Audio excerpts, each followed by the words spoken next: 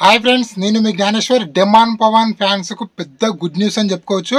ఈ వీడియోలో demon Pawan voting చాప కింద నీరులా ఎలా పెరిగింది అనేది ఈ వీడియోలో క్లియర్ కట్గా మాట్లాడుకుందాము.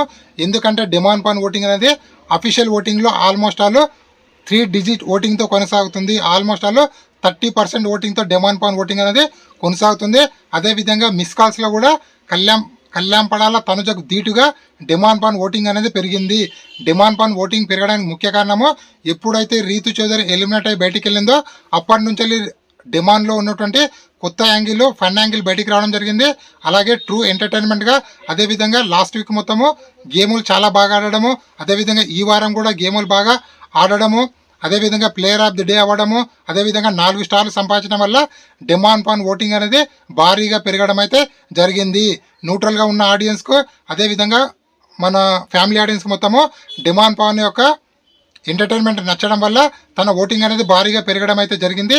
ఇదే విధంగా డెమాన్ పవన్ ఓటింగ్ భారీగా పెరిగితే టాప్ 1, టాప్ 2లో ఉన్నటువంటి కళ్యాణ్ తనుజకు కూడా పెద్దగా బొక్క పెట్టే ఛాన్స్ అయితే ఉందని చెప్పి నాకైతే అనిపిస్తుంది. మీకేమనిపిస్తుందని వీడియోకి ఒక లైక్ చేసి కామెంట్ పెట్టండి. ఇలాంటి కొత్త వీడియోలు ఎప్పుడప్పుడు అందిస్తుంటాను. నేను మీ జ్ఞానేశ్వర్. జై హింద్.